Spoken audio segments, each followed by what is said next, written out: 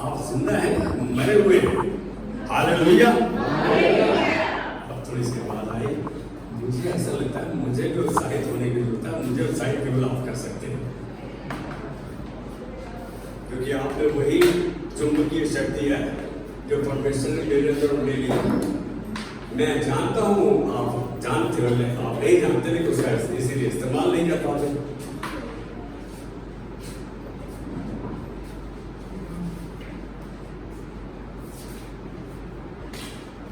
एक बात ध्यान से सुनेंगे। आज निशु ने बांटा देने के बारे में। सच बताना, देना किस किस को देना? परमेश्वर की आज्ञा का पालन करना है। देना स्तुति आराधना का हिस्सा है। देना किसको अच्छा लगता है? देने में जीवन है। Giving is the natural way of life. परमेश्वर ने जीवन दिया। उसने बात बांटी यीशु ने। संसार तो आपसे वादे करता है, चाहे वो इंश्योरेंस पे हो या किसी भी और बात की हो, सरकार हो या हमारे अधिकारी हो, लेकिन उनके वादे बदल सकते हैं। मेरे पास अमेरिका का ना ग्रीन कार्ड है, मेरे कजन के पास, मेरे उसके पास ग्रीन कार्ड है। वो अमेरिका में रहता है, बड़ा अमीर है, बड़े पैसे हैं उसके पास। मैं बहुत सालों से, मैं भी 10 साल विदेश रहा हूँ, बहुत सालों से इस बात को कह रहा हूँ कि कोई भी सरकार किसी समय अपना निर्णय, अपना डिसीजन बदल सकती है, आपको वापस भेज सकती है, चाहे जैसे भी आप वहां के निवासी क्यों ना हो। मालूम ना? तो वही हालत इस संसार की है। जो वादे, चाहे इंश्योरेंस पॉलिसी हो, कुछ हो, लेकिन एक बात कहूंगा, परमेश्वर की वाचा, परमेश्वर का वादा अटल है। उसकी वाचा होती है जो परमेश्वर ने कही और वो उसे पूरा करेगा। वादा होता है हम और आप दोनों उसमें मिले होते हैं। तुम यदि ऐसा करोगे तो मैं ऐसा करूंगा। कोई एक व्यवस्था विवरण 1:11 पढ़े। मैं आज एक, इससे पहले कि मैं वचन शुरू करूं, आज का वचन बहुत साधारण है, बिल्कुल आम, लेकिन हमें पता ही नहीं। यस, 1:11 व्यवस्था विवरण 1:11।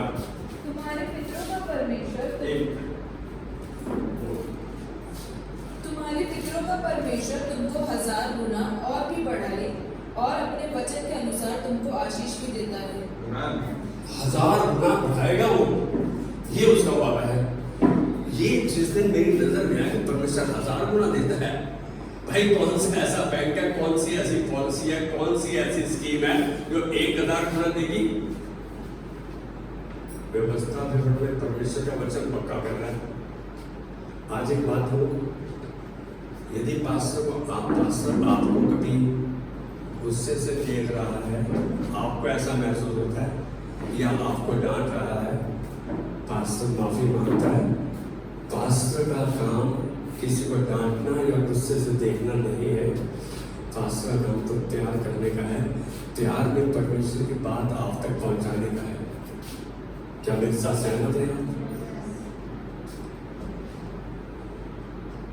परमेश्वर है जो 1000 गुना दे सकता है और कोई नहीं। उससे भी बढ़कर 1000 गुना तो हम सीमा फिक्स कर रहे हैं कि प्रभु तूने कहा होता है ऐसा करके देखो, मैं आकाश के झरोखे खोल कर तुम पर आशीष की अपरंपार बारिश करता हूं कि नहीं। आशीष की अपरंपार बारिश। ये अपरंपार बारिश कौन सी होती है? वो बारिश जिसको हम थाम नहीं सकते। बाढ़, पंजाब में बाढ़ आ गई है, उसको हम पकड़ नहीं सकते, थाम नहीं सकते, रोक नहीं सकते। परमेश्वर वैसी आशीष देना चाहता है हमें, लेकिन वो आशीष तो देना चाहता है, उसके लिए छोटी सी बात है। कहता है कि तुम मेरी बात मानो, यदि तुम अपने दशमांश और भेंटे भंडार में आनंदित हृदय से लेकर आओ। ये परमेश्वर की कंडीशन है। क्या ना कि यदि तुम ऐसा करो, मैं ऐसा करूंगा। अब मैं आ रहा हूं वचन पे। गुस्सा किसको आता है? आज सच बोलना, छुटकारा पा जाओगे। गुस्सा किसको आता है? गुस्सा किसको आता है? हाथ खड़ा कर दे। गुस्सा सबको आता है। मैं भी तुम्हारे साथ हूं। सत्य को गुस्सा आता है, झूठ बोल रहा है, सामने बैठ के झूठ बोल रहा है। हम सब गुस्सा करते हैं, मैं भी हूं तुम्हारे साथ बेटा। लेकिन फर्क यह है कि मेरा 1% रहेगा, वो भी बहुत छुप जाता है, तुम्हारा 100% भी छुप जाता है। आज एक बात बोलो, गुस्सा कौन करता है? जो प्यार करता है। नहीं नहीं नहीं, नहीं। अभी यही बता रहा हूं मैं, यही मेरे को प्लीज आज मेरे को बोले, जब मैं पूछूंगा जवाब देना। आज का जो वचन है, गुस्से और जलन से कैसे निपटे। क्या किसी से जलते हैं? क्या किसी से बैर है? क्या किसी की बात हमको पचती नहीं? क्या कोई हमको सूट नहीं करता? क्या मेरे को किसी शक्ल देख के राजी नहीं है? क्या किसी ने ऐसा कैसे कह दिया है, ये क्यों कर दिया? डिफरेंस ऑफ ओपिनियन, मतभेद, विचार में भेदभाव। अब मैं शुरू कर रहा हूं। क्या आप गुस्सा करते हैं? क्या ऊंचा बोलते हैं? प्लीज तो आ जाए, पीछे देखो, सत्य तो आ गया। पता है क्या है? आज वही चोर है जो पीछे बैठ रहे हैं। कुछ सत्य होता है। अरे प्रभु की चोरी करना। एक बंदा गुरुद्वारे चला गया, हाथ में चिपके चीज लगा के हैं, तो पहले थे हमें आयका के गोला के थे, तो ऐसे अपन जाके लंबा लेट गया, तो नोट शोट कोई चिपक गए उसके हाथ के साथ। तो एक बंदे ने उसको देख लिया, कहता रामते काली प्रभु के घर में चोरी कर रहा है नलायक। कहता रामते करो लायक है, वो की चोरी है, वो तो असीस है। हमारा दलील देने का, अपील करने का तरीका अपना अपना है। मैं कह रहा हूं, क्या आप गुस्सा करते हैं? क्या ऊंचा बोलते हैं? ध्यान से सुनो। किसी के विरोध में बोलते हैं? क्यों बोलते हैं? कैसे बोलते हैं? मैं ये नहीं पूछ रहा, लेकिन क्या हम ऐसा करते हैं? करते हैं। Very good. हमारी चर्च का इसमें सबसे बड़ा बंदा कृष्णा है, इस बात को दर्शा रही है। यह बात जो है ना, जलन, ईर्ष्या, घमंड किसी न किसी रूप में दर्शाते हैं। ये बात जलन, ईर्ष्या, घमंड को किसी न किसी रूप में दर्शाते हैं। गुस्सा, बोलो भाई साहब ये क्या बकवास है? जलन, ईर्ष्या कैसे? बताता हूं। हमारे जीवन में, देह में, आत्मा, प्राण में हम अस्वस्थ हैं, रोगी हैं, बीमार हैं, परेशानी है हमारे पास, उसके कारण ये है जलन, ईर्ष्या, भय। ये हो चुका। बोलते jealousy is the root cause of all diseases. जलन, ईर्ष्या, वैर सारी बीमारियों का की जड़ है। किसको पता है कि हम तो फिर भी ईर्ष्या करते हैं, फिर भी जलन करते हैं? यहाँ कौन ऐसा है जिसको जलन, ईर्ष्या, वैर, दूसरे से खुंदक, दूसरे से देख के राजी नहीं? कितने कोई ऐसा है जिसके पास ये दान नहीं है? ये दान क्या रहा हूं, तुमने दूसरों से बटोरा है, ये तुम्हारे को प्रभु ने नहीं दिया था। कोई है ऐसा जिसके पास नहीं है? यह मूल कारण है, मूल मुद्दा है, जिससे डील करना, जिसके साथ निपटना हमारे लिए अति आवश्यक है, जरूरी है। यदि हम इससे डील नहीं करते तो बहुत आहिस्ता आहिस्ता हम इसके शिकार होते होते हम अनकंफर्टेबल हो जाते हैं, बेआरामी आ जाती है, जिससे हम आहिस्ता आहिस्ता डिजीज बीमारी नहीं है। डिजीज का अर्थ है हम ठीक महसूस नहीं कर रहे, और वो चीज यदि बढ़ती जाएगी तो रोग को उत्पन्न करती है, रोग मृत्यु को लेकर आ जाता है। राज कभी किसी से गुस्सा, खुंदक आती है? देखा, मैं अब खुंदक शब्द बोल दिया तो सबको सूट करता है। जलन कहते हैं, जलन का मतलब कुछ बोलता है, जिससे जलते हैं उससे खुंदक भी खाते हैं। जिसको प्यार करते हैं उससे, उसकी हर बात को सह लेते हैं। ये एक बहुत बड़ा कारण है जिससे निपटना जरूरी है। और मैं इस बात को कहूंगा, यदि इस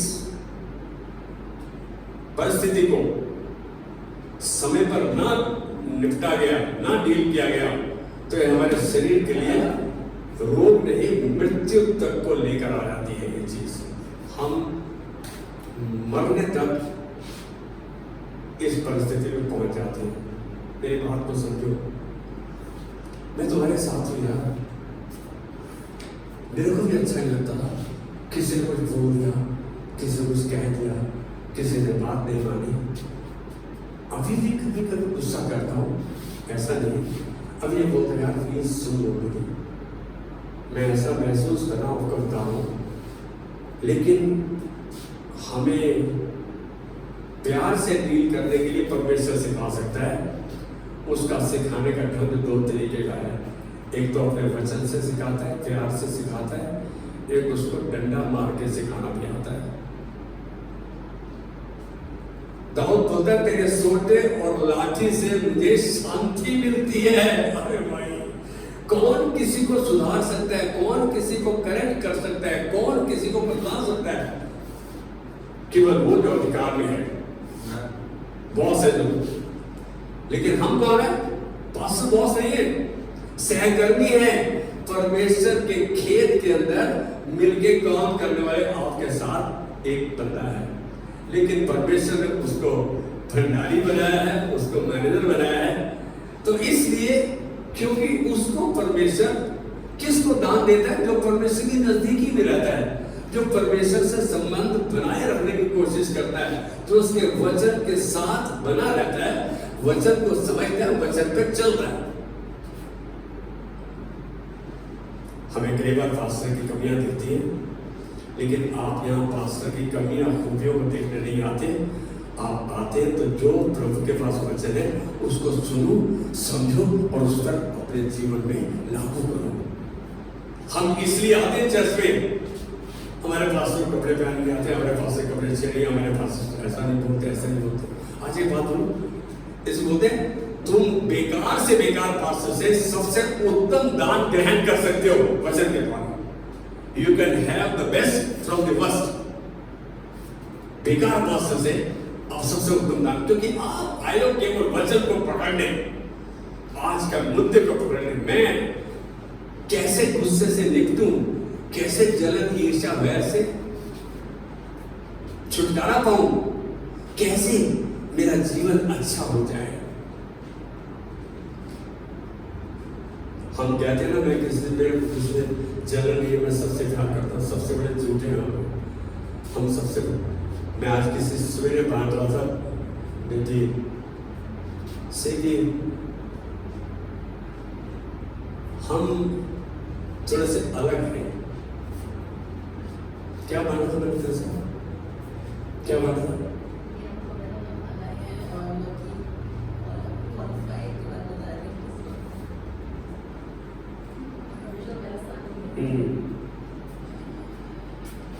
पास्टर के पास एक छोटी सी कमी है। अभी क्या बर्थडे होना था, दिमाग से निकल गया। अभी आ जाएगा तो जरूर बताऊंगा। तो मैं ये बोल रहा हूं कि इस मुद्दे से, इस जलन ईर्ष्या वैर से यदि ना निपटा गया तो ये रोग बन जाएगा। रोग हमारे लिए मृत्यु को उत्पन्न करता है। आइए भजन संहिता 37 का 1 से 8 पढ़ेंगे। भजन संहिता 37 का 1 से 8 ऊंचा पढ़ना है। भजन संहिता 37 का 1 से 8। कुकर्मियों के कारण मत कुड़ो, कुटिल काम करने वालों के विषय में ढा ना करो, क्योंकि वे घास के समान झड़ जाएंगे और हरी घास के समान मुरझा जाएंगे। यहोवा पर भरोसा रख और भला कर, देश में बसा रह और सच्चाई में मन लगाए रह, क्योंकि यहोवा को अपने सुख का मूल जान और वह तेरे मनोरथों को पूरा करेगा। अपने मार्ग की चिंता यहोवा पर छोड़ और उस पर भरोसा रख, वही पूरा करेगा। 1 से 8। तेरा धर्म ज्योति के समान और तेरा न्याय हृदय के उजियाले के समान प्रकट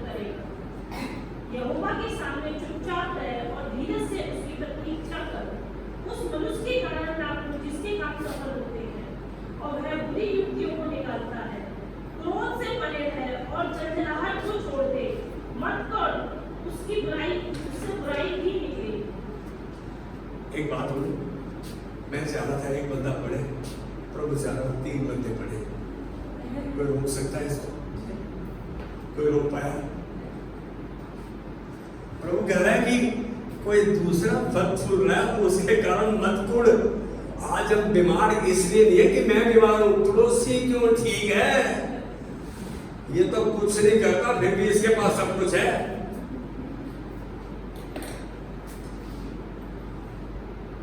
जो बातें मैंने पहले कही वे उदाहरण तौर पर इस प्रकार है।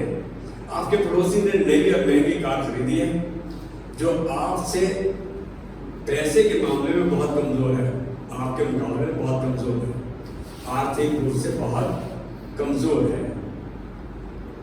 क्या आप या आपके किसी जूनियर ने आपके किसी सहकर्मी की प्रमोशन हो गई, जो कि आपको बोला जा रहा था आपकी होगी,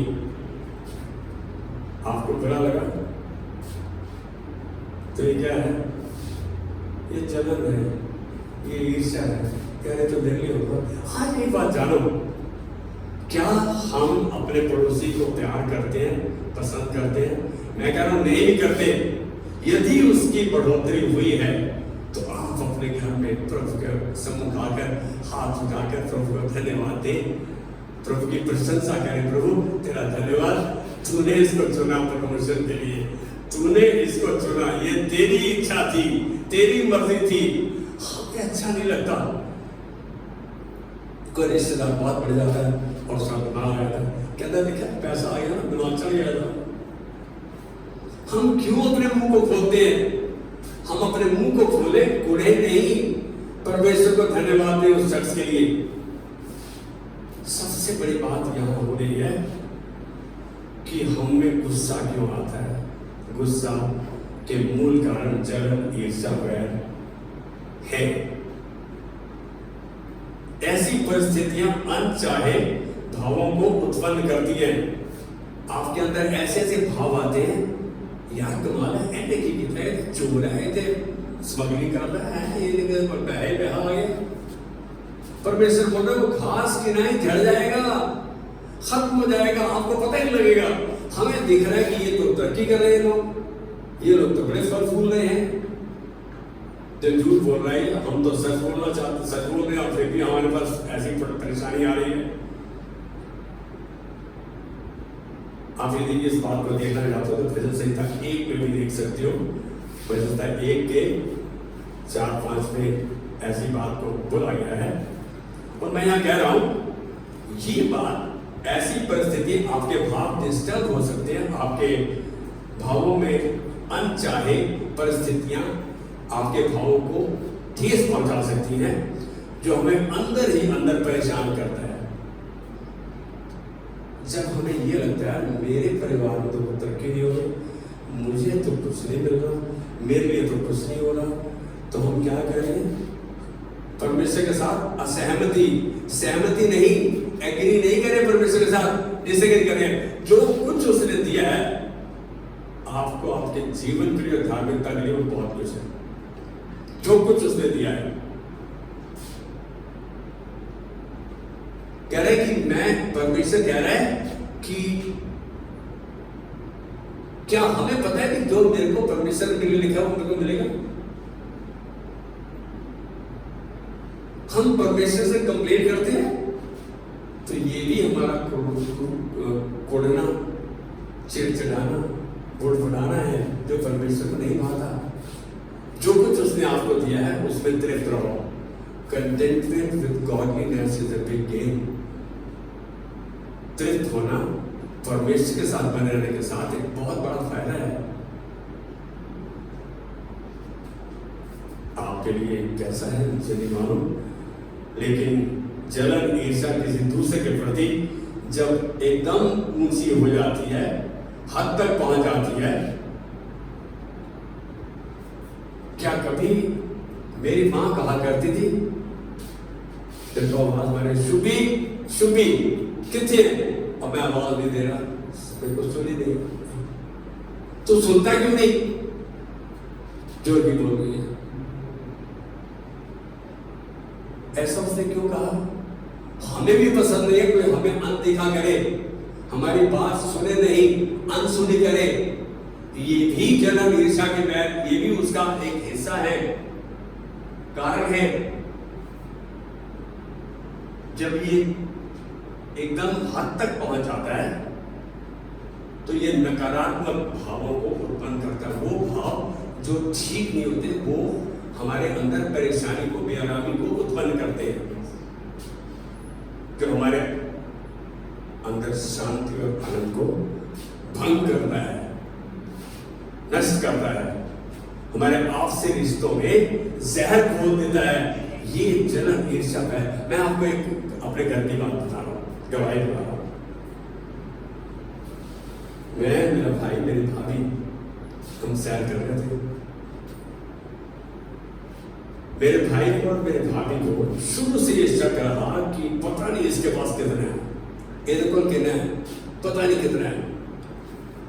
तुम्हारे भैया ने, तो मैं बोलता चल शक है, शक के साथ मेरी इज्जत हो रही है तुम्हारा शक बढ़िया रहे, तुम्हारा शक बना रहे।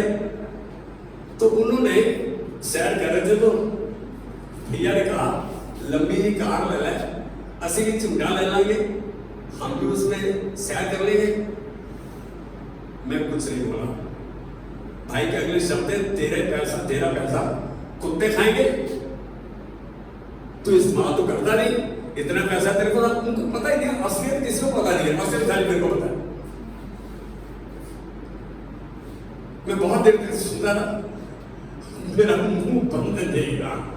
मेरे भाई को बोला आज से कान खोल के सुन ले, कुत्तों को दे दूंगा, तेरे को दूंगा, आगे से अपने बिजनेस के लिए अपने लिए पैसे मांगना नहीं, मुझसे नहीं दूंगा मैं।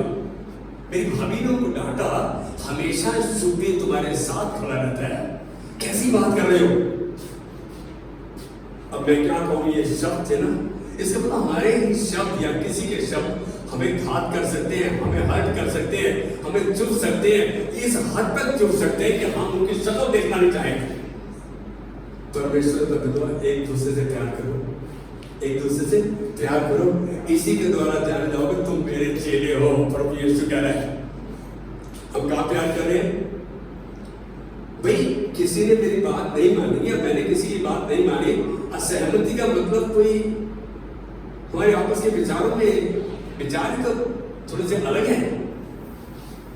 इंग्लिश में बोलते हैं we can agree while we disagree.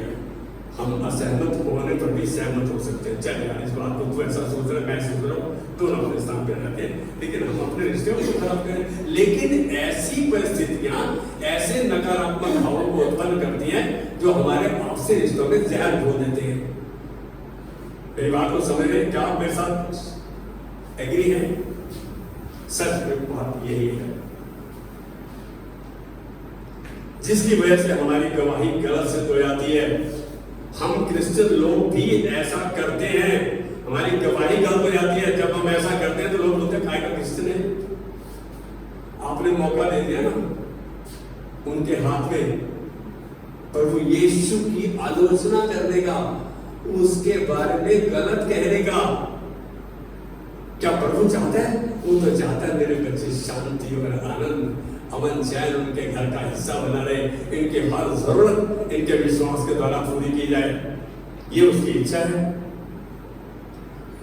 और इसका क्या हम गलत गवाह सिद्ध हो जाते हैं और परमेश्वर की आशीष को आहिस्ता आहिस्ता खोना शुरू कर देते हैं। हमारे पास जो आशीष है ना, आहिस्ता आहिस्ता हमसे निकलती जाती है। ये सब है क्या? हमारे देह के कामों का नतीजा, वर्क ऑफ द फ्लैश। मतलब हम शारीरिक रूप से, शारीरिक चीजों की, दुनियावी चीजों की वजह से हम आपसी एक दूसरे के साथ संबंधों को नष्ट कर रहे हैं। मेरी बात तो समझ रहे? भाई मैं मनोहर ने कहा गया, हेमा ने कहा गया, अभी तक मैं जब भी गया हूं, इन्होंने दिल खोल के अपने हद से बाहर जाकर सेवा की है पास्टर की। एक दिन बाद मेरे को प्रभु दर्शा रहा था, मैं अपने बारे में थोड़ा सा उड़ा रहा था। प्रभु बोलते हैं धन्यवाद का बलिदान कहाँ है? मैं क्या मेरी तबीयत इतनी ढीली, मैं कमजोर होता जा रहा हूँ। ये प्रभु ने बोला, फिर बोला धन्यवाद का बलिदान क्या है?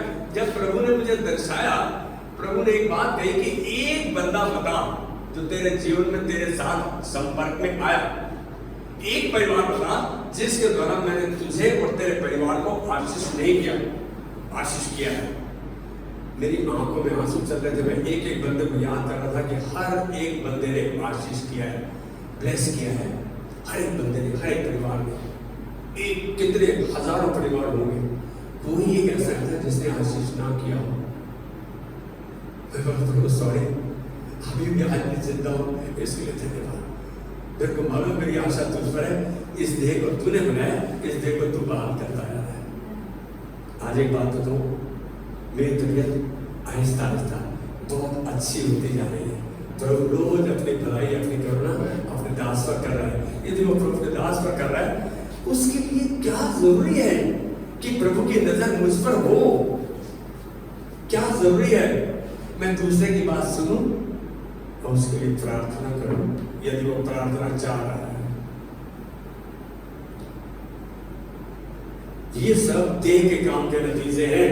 यदि हम गलातियों के 5 का 19-20, गलातियों का 5 का 19-20 देखेंगे जरा, गलातियों 5 का 19-20, यस, गलातियों का 5 का, क्या ये जो काम है ये ठीक है? वर्क ऑफ द फ्लैश, हमारे जो देह, यस बेटा, शरीर के काम तो प्रकट है, और व्यभिचार, गंदे काम, लुचपन, मूर्ति पूजा, टोना, बैर, झगड़ा, ईर्ष्या, क्रोध, विरोध, फूट, विधर्म, डाह, मतवाला, लीड़ा कीड़ा और इनके जैसे और काम है। इनके विषय में मैं तुमसे पहले ही कह देता हूँ, जैसा पहले कह भी चुका हूँ, कि ऐसे ऐसे काम करने वाले परमेश्वर के राज्य के वारिस ना होंगे। ऐसे ऐसे काम करने वाले परमेश्वर के राज्य के वारिस नहीं होंगे। वो कहता है बैर, झगड़ा, ये तो सब हमारे पास है, खूब है, पेट भर के है हमारे पास। क्या हम देख रहे हैं? कोई है आगे से? यदि गलातियों 5 का 19-20 पढ़ो तो क्या ये चीज तो मेजोरिटी है। मैं एक मिनट भी आता झगड़ा करने में, उसी समय निपटाना चाहता हूँ। क्या ऐसे रवैये को हम कंट्रोल कर सकते हैं, नियंत्रण में ला सकते हैं? क्या ऐसा संभव है कि ऐसे रवैये को कंट्रोल किया जाए? हाँ, बिल्कुल संभव है। परमेश्वर का वचन कहता है, परमेश्वर की यह इच्छा है कि उसके बेटे बेटियां ऐसी भावनात्मक परिस्थितियों पर नियंत्रण रखें, नियंत्रण पाएं। परमेश्वर चाहता है। नियंत्रण कैसे होगा? कुछ तो तरीका होगा। मैं आप छोटी सी बात बोल रहा हूं। कौन सा ऐसा घर है जिसमें मतभेद नहीं है, जिसमें डिफरेंस ऑफ ओपिनियन नहीं है, जिसमें डिसएग्रीमेंट नहीं है, जिसमें थोड़ा सा झगड़ा नहीं है? कौन सा ऐसा घर है? कोई ऐसा घर है? दिवाली सब ऐसे ही है। तो इसका निवारण क्या है? इसका सॉल्यूशन क्या है? सबसे पहले अपनी जलन को, अपनी ईर्ष्या को, अपने वैर को अंगीकार करें, प्रभु के सामने आ जाएं और माने कि हाँ प्रभु ये कमी मुझ में है। कन्फेस योर जेलसी, आपके जलन, ईर्ष्या, वैर, इसको कन्फेस करें, अपने मुंह से अंगीकार करें, प्रभु ये कमी मुझ में है। सत्य यही है कि आपकी भावनाएं आपकी आंखों को परमेश्वर की उपस्थिति से दूर कर देती है, आपकी भावनाएं, और किसी और पर केंद्रित कर देती है। अभी हम यहां बैठे हुए, क्या किसी का दिमाग कहीं और भाग रहे हैं? बहुत बार ऐसा होता है, प्रार्थना कर रहे हैं और कहता तूने उसकी पेमेंट नहीं दिया, वहां से पैसे मैंने मेरे को माने के लिए। हम जिस समय परमेश्वर की ओर ध्यान दे रहे होते हैं, उस समय क्या उसकी प्रशंसा करें? मालूम है, इस बात को जानो, यदि हमारा ऐसे भाव हमारे ध्यान को भटका देते हैं और किसी और की तरफ ले जाते हैं परमेश्वर से, इसको मूर्ति पूजा बोलते हैं। क्या बोलते हैं? मूर्ति पूजा, आइडोलेट्री। इतिहास का पहला इतिहास 29 अध्याय और 18वीं आयत में, पहला इतिहास 29 अध्याय 18वीं आयत में परमेश्वर दाऊद के द्वारा ये बात कह रहा है। क्या कह रहा है? अपनी प्रजा के मन के विचारों में ये बात बनाए रख। क्या बात बनाए रख? कि सब कुछ परमेश्वर का है। सब कुछ किसका है? परमेश्वर का। कहता जी तुम्हारा ऐप भी मेरी है, काम मेरा है, किसी है मेरी है, मेरा नाम लिखा है। लेकिन परमेश्वर का वचन कहता है सब कुछ परमेश्वर का है। इस पृथ्वी में जो रहने वाले वो भी उसके हैं। यहाँ कह रहे हैं अपनी प्रजा के मन के विचारों में ये बात बनाए रख। क्या बात बनाए रख? कि सब कुछ तेरा प्रभु। दूसरा कहता है इनके मनों को अपनी ओर लगाए रख। किसकी ओर? प्रभु की ओर। ये मन जब तक प्रभु की ओर केंद्रित है तब तक ठीक है। जैसे इधर उधर देखता है संसार की चीजें, हम पे वो भाव उत्पन्न होने लगते हैं। पतरस को कौन जानता है? पतरस ऐसा चेला था 12 में से एक, जो पानी पर, समुद्र के पानी पर चल रहा था। यीशु सामने था, यीशु सामने से आ रहा है। सभी चेरुकारे भूत कहते मैं हूं। पतरस ने रिस्क लिया, कहता है प्रभु तू है तो मेरे को बोल आ जा। अरे भाई वो तो पानी में चल रहा है यीशु मसीह, कहता है आ जा। पतरस ने रिस्क लिया, बोट से, नाव से बाहर निकला और पानी में चलने लगा। चल रहा था, पर जैसे उसका ध्यान लहरों की तरफ गया, 15-15, 20-20 मीटर ऊंची लहरें, और कहता डूब जाऊंगा उसी समय बुस करके पानी के अंदर। लेकिन उसको एक बात याद थी, पानी के अंदर डूबता हुआ कह रहा है यीशु मुझे बचा। उसको ये पता था उसको किसको पुकारना है। यीशु ने उसके बाल पकड़े, उसको बाहर निकाल दिया। यहां हद हो गई कि 12 में से एक पानी पर चला और वो पतरस था। जैसे नाव में सभी यीशु के आगे लेट गए, मतलब साष्टांग सारे अंग नीचे रख के प्रणाम किया उसको, कह रहा तू ही परमेश्वर का पुत्र है। आज हमारी परेशानी क्या है? आज हम यदि हमारे परिवार में ही हमारे कोई बात नहीं मान रहा तो हम उससे जलन करने लगते हैं, बैर रगड़ा झगड़ा हो जाता है। मैं कहूँगा कि हम यदि परमेश्वर चाह रहा है कि हमारा ध्यान उसकी तरफ लगा रहे तो पहला स्थान उसको दे, हमारा ध्यान हमेशा उसकी तरफ रहे। मैं अपना काम भी कर रहा हूँ, अपना दुनियावी स्वामी यदि नौकरी भी कर रहा हूँ तो ऐसे करो प्रभु जैसे तेरी कर रहा हूँ मैं। हम कहने लगे तुम्हारा देने की है, एनर्जी काम करो है। हम ज्यादा कंप्लेंट करते हैं, कर देते कंपनी अन्ना लेते पैसे थोड़े देते, आपने ज्यादा खाया नहीं। हमारे को जो बोला गया हमको दे रहे हैं उसमें तृप्त हो जाएगा। जब तक आप जो कार्य सीख के द्वारा आपको रोजी रोटी मिल रही है, आप उसके लिए धन्यवादित हैं, कुड़कुड़ा नहीं रहे, तो आपके घर में बरकत रहेगी। जैसे आप कुड़कुड़ाना शुरू कर दोगे वो बरकत शांति खत्म होती जाएगी आपके घर से। बहुत जरूरी है। यहाँ मैं देख रहा हूँ कि जब आप ऐसा करते हैं तो आप परमेश्वर को पहला स्थान देते हैं, परमेश्वर की ओर ध्यान को रखते हैं लगा के। आप परमेश्वर को पहला स्थान, जब आप मूर्ति पूजा करते हैं तो परमेश्वर को पहला स्थान नहीं देते। मतलब ये झगड़े बैल वाले, एक बात बोलो, घर में भी बहुत बड़ा झगड़ा हो जाए आपस में, लाइट भी अलग कर दो, सारों ने अपने अपने हिस्से दे दो, रात को नींद आएगी, परमेश्वर की तरफ ध्यान दे सकते हो। बात ही रात को 12 बजे तक पति पत्नी की यही होती रहेगी, यार यही होना था, मुझे पहले ही पता था, ऐसे ही था। हमने उस समय कभी नहीं सोचा। इस परिस्थिति में भी परमेश्वर को धन्यवाद दें। परमेश्वर का वचन कहता है पहला थिस्सलुनीकियों 5:18, हर बात में परमेश्वर को धन्यवाद दो क्योंकि परमेश्वर के मसीह यीशु में तुम्हारे लिए यही इच्छा है। मैं एक बात बोलूं, बीमार हो जाओ तो धन्यवाद देते प्रभु, इसलिए धन्यवाद दे रहे प्रभु तुम मुझे बीमार करता नहीं। प्रभु मैं बीमार महसूस कर रहा हूं, मैं बुखार महसूस, लेकिन तू मुझे चंगा करने में सक्षम है, तू मुझे चंगा कर सकता है, तेरे में कुछ शक्ति है और मैं विश्वास करता हूं। इसको तेरे, इस देह को तेरे हाथ में देता हूं।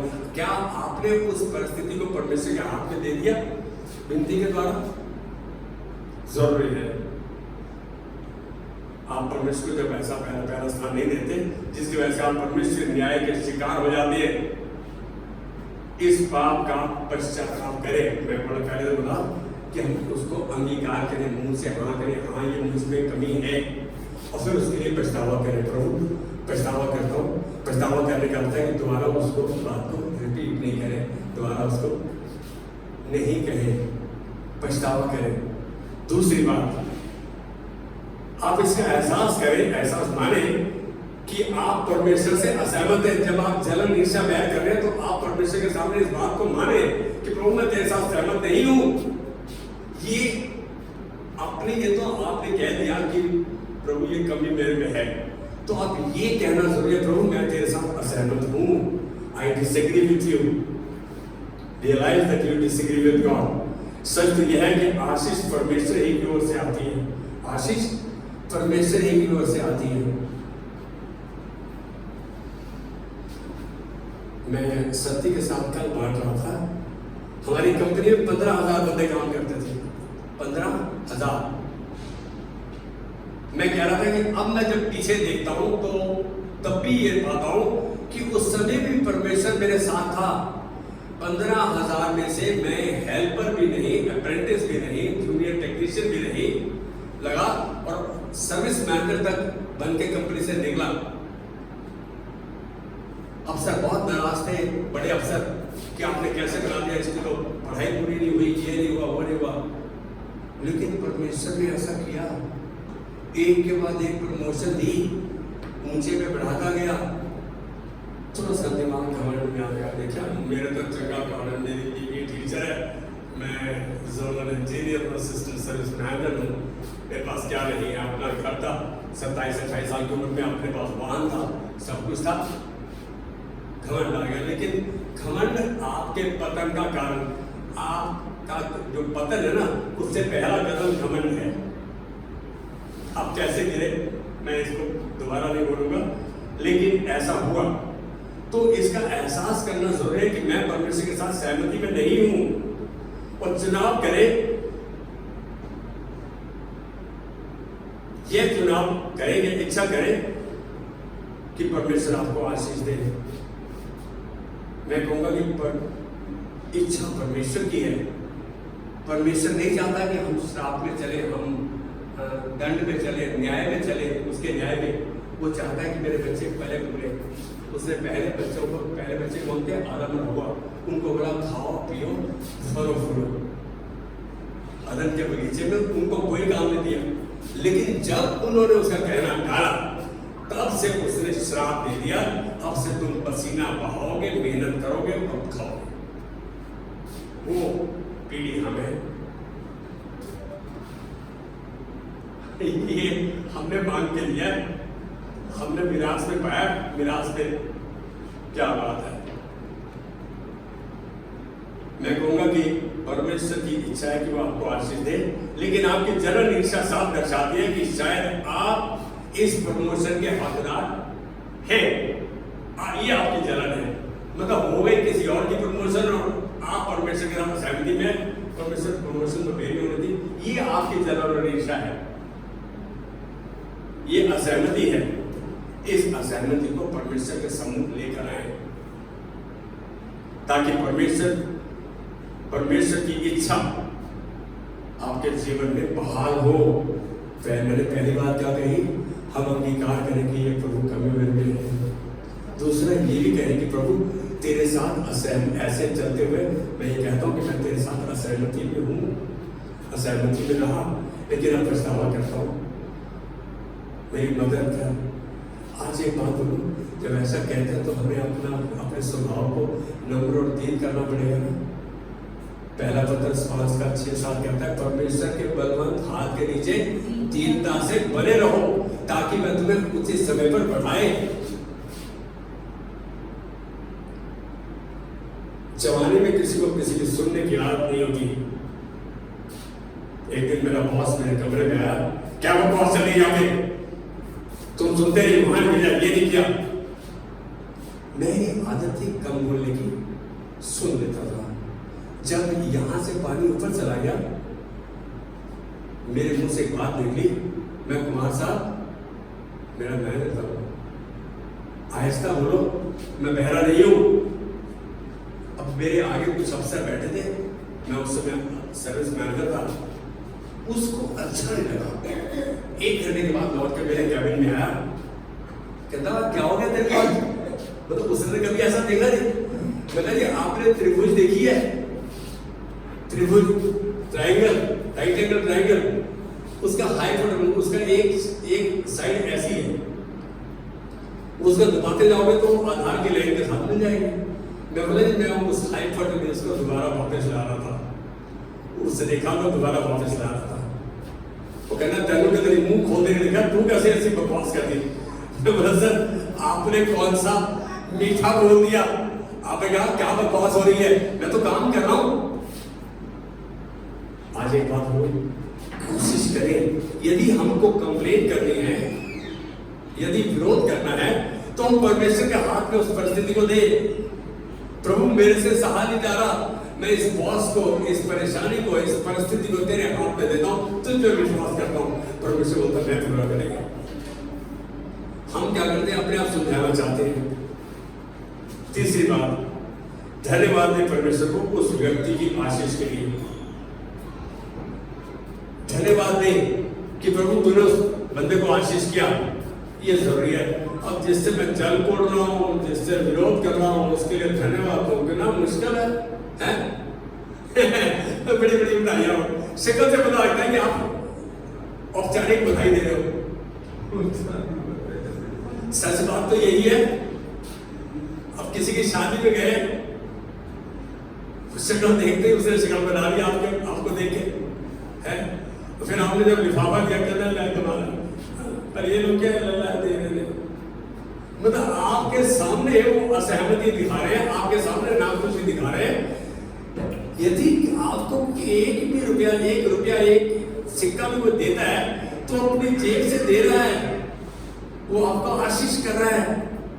धन्यवाद दे प्रभु को। यदि उसको प्रभु, ये परमेश्वर की इच्छा है, जिसको चाहे आशीष दे, जिसको चाहे मत दे, ये उसकी इच्छा है। आप कुछ नहीं कर सकते इस पे, आप इस पे कुछ नहीं कर सकते।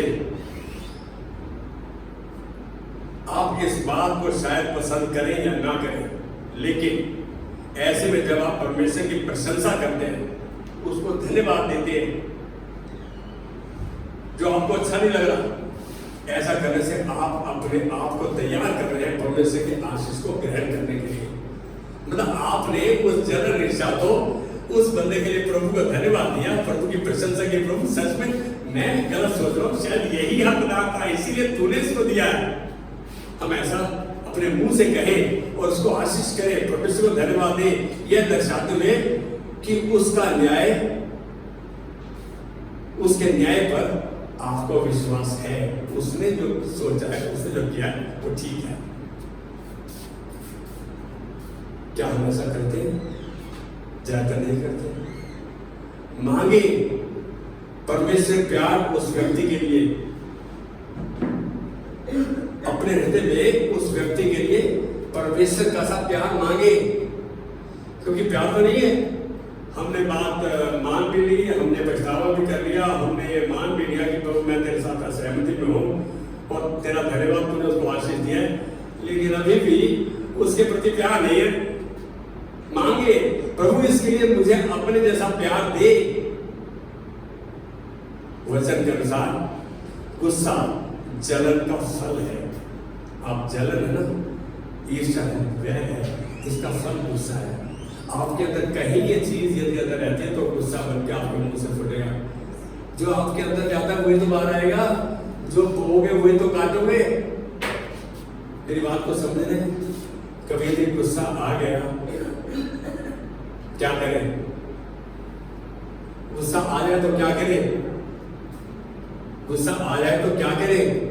कोई जवाब नहीं देना। मेरे साथ कोई ना मिल के बांट नहीं रहा, पास कैसर की तरह चल रहा है। जब गुस्सा आ जाए तो क्या करोगे? हैं? प्रार्थना करेंगे कि प्रभु उसको उस बंदे को मार दे, खत्म कर दे। प्रार्थना करें।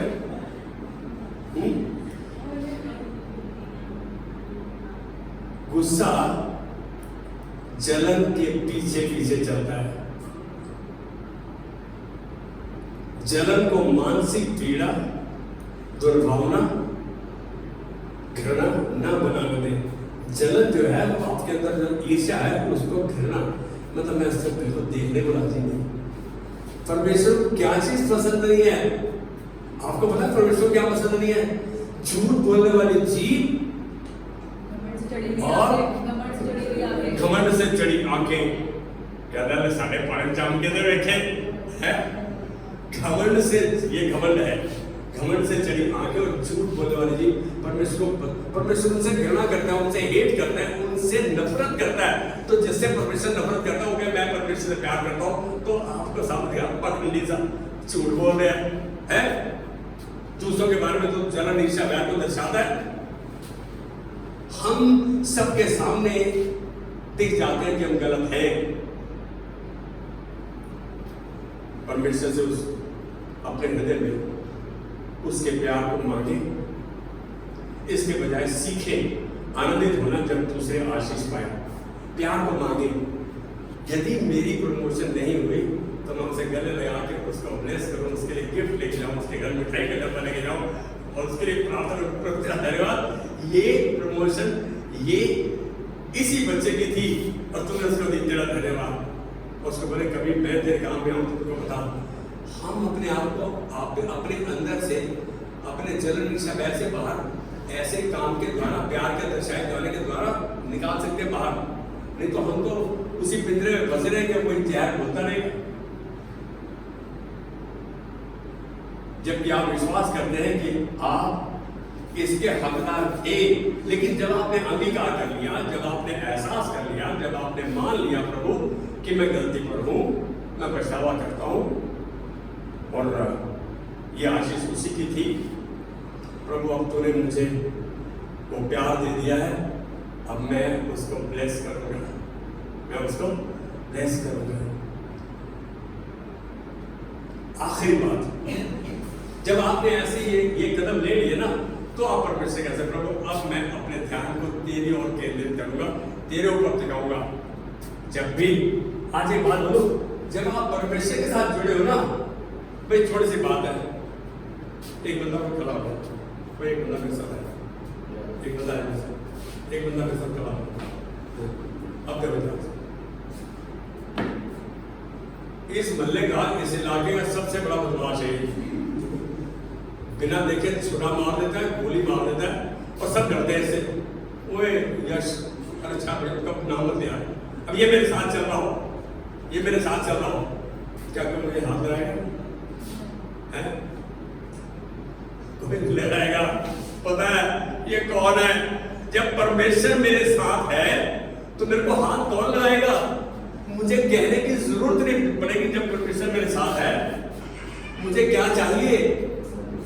प्रभु मुझको ये दे, मुझको प्रार्थना करने की जरूरत नहीं है, मैं उसके साथ जुड़ा रहूं, लगा रहूं। परमेश्वर सर्व सामर्थ्य है, सर्व ज्ञानी है, सब कुछ उसका है। मैं कह रहा हूं मेरा रिश्ता परमेश्वर के साथ कैसा होना चाहिए? हर समय मेरा, मैं कह रहा हूं ये प्लग है, ये सॉकेट है, इस पे मेरा प्लग लगा हुआ और स्विच ऑन है, लगातार मैं उसके साथ जुड़ा हूं। तो क्या होगा? क्या आपको पावर की जरूरत है? नहीं नहीं नहीं, नहीं। फिर आपकी हर जरूरत परमेश्वर पूरी करेगा। आपको कहने की जरूरत ही नहीं है, वो आप उसका कहना मान रहे हो, आप उसके कहे में चल रहे हो, आप उसके कहे को जान रहे हो, आप उसके आपका ध्यान ही केवल उसके वचन पर है, उसकी बातों पर है। यदि कोई, मैं कई बार किसी परिवार में जाता हूँ तो उनकी आदत किसके बारे में बात कर रही है, मैंने उनको एक दिन बोला आप दूसरे के बारे में बात करो, अपने बारे में बात करो, मेरे बारे में बात करो, दूसरे बारे में बात करो। मैं बोला उठ के चला जाऊंगा जिस दिन दोबारा देखूंगा कि आप ऐसा कर रहे हो। आपको बुरा लगेगा, लगता नहीं, क्योंकि जब तक कोई मुझे ना समझाए मैं कैसे समझूं? मेरे को समझ में कैसे आएगा? प्रभु के वचन का सहारा लेते हुए मैं समझाऊं और खुद भी समझूं। यदि उनके पास जाऊं तो किसी की बात नहीं, उनके बारे में प्रार्थना करूं। आज मेरे भाई की 51वीं शादी की सालगिरह और मैं कल गया, मैंने उनके सर पे हाथ रखा, भाभी को मिला, मैं बोला रब तुहानू बनाए रखे, साढ़े उत्ते तुहाडा हाथ रहे, मेरा भाई बहुत बकवास करता था, कल एक शब्द नहीं निकला उसका। मैंने प्रार्थना की, आमेन आमेन आमेन 3 बार। आज एक बात बोलो, ये बातें हम रोज से सीखते हैं। या तो नंबर कब हो जाता है, या तो बहुत बीमार कहता प्रभु मुझे नंबर 3 बनाओ, इतनी बीमारियां दे देगा नंबर 3 हो जाओगे। बिल्कुल नहीं मांगो, प्रभु मुझे परिस्थिति का सामना करने की सामर्थ्य बख्श, और तेरी सामर्थ्य, तेरा प्यार, ताकि जिसके द्वारा मैं जय के उत्सव में चलूं। अपने ध्यान को केवल परमेश्वर पर केंद्रित करें। प्रभु में आनंदित हो कि वह आपके हृदय की इच्छा को पूरा करेगा। परमेश्वर ने कहा भजन संहिता 37:4 में कहा, परमेश्वर को अपने स्तुति का मूल ध्यान, वो तेरी मनोकामना पूरी करेगा, मनोरथ पूरे करेगा। यिर्मयाह 29:11 में कहता है अंत में मैं तेरी आशा पूरी करेगा। I will give you hope and future. आपको उसको ढूंढने की आवश्यकता नहीं है, परमेश्वर के साथ जुड़े रहने की आवश्यकता है। मेरी बात को समझ रहे? गुस्से से गुस्सा क्यों आ रहा है? उसके कारण छिपे हुए हैं जलन, ईर्ष्या, बैर, विद्रोह, मैं कहूँगा कि बहुत कुछ है, विरोध, ये सब चीजें। और एक बात बताऊं, आप अपने आप को भी बीमार कर रहे हो और आप अपने आसपास के माहौल को भी बीमार कर रहे हो। अरे जिसको आप पसंद नहीं करते उससे प्यार करना शुरू कर दो, उसकी बात को सुन लो, उसका काम मानना शुरू कर दो। जमाने में करना थोड़ा मुश्किल होता है ऐसा दीपिका, जमाने में ऐसा करना थोड़ा मुश्किल है। मेरा हाथ बहुत साफ। आज एक बात बोलो, जो तुम जवानी में करोगे, मैं अपर्णा और मनोज दोनों से कहना दीपिका से, जो तुम अब करोगे वो अपने बच्चे के लिए हाईवे बना रहे हो। बच्चे वही करते हैं जो माँ बाप को करता देखते हैं, उसके अलावा कुछ अलग नहीं करते वो। मैं देव के यहाँ, सीमा के यहाँ, राज के यहाँ, इनके यहाँ जाता हूँ, सबके यहाँ जाता था। अब नहीं जा रहा, आऊंगा फिर से प्रभु उस परिस्थिति में लाएगा। एक दिन मैं ऐसे देव सीमा के घर में गया। मैं कहूँ राम जी लाल और प्रभु के घर में गया, इनके घर में गया। आशु ने एक इतना बड़ा काम करके दिखा दिया, चाय बनाई। इसको मुझे क्या पसंद था वो ले आई है। आप समझ सकते क्या लाई होगी? चीज बॉल होती है, 5 रुपए का पैकेट, सबसे छोटा 5 का आता है। ये 5 रुपए का पैकेट चीज बॉल का है। एक बार तो बड़ा गुस्सा आया, मैं भूखड़ 10 का तो लाती है, लेकिन मेरा मन इतना खुश हुआ कि मेरे सामने वो चीज रखी जो मुझे पसंद थी।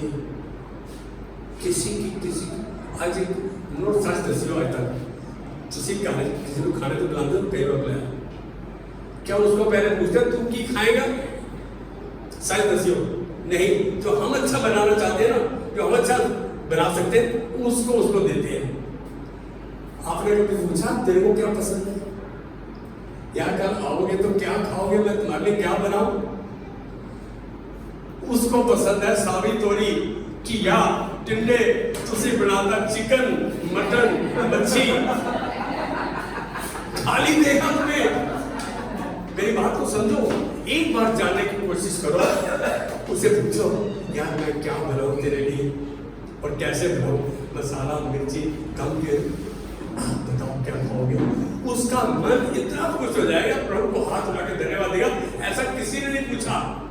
अरे आप परमेश्वर, आप एक दूसरे से प्यार करते हो, परमेश्वर के जनो, इसलिए परमेश्वर चाहता है कि हम एक दूसरे को ऐसा काम करें जो भाई। परमेश्वर को क्या भाता है, क्या अच्छा लगता है?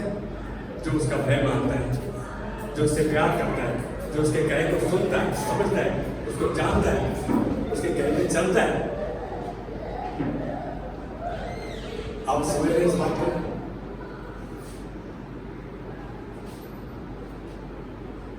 प्रभु में आनंदित हो क्योंकि वो आपकी इच्छा को पूरा करना चाहता है। यह उसका आपके लिए वादा है।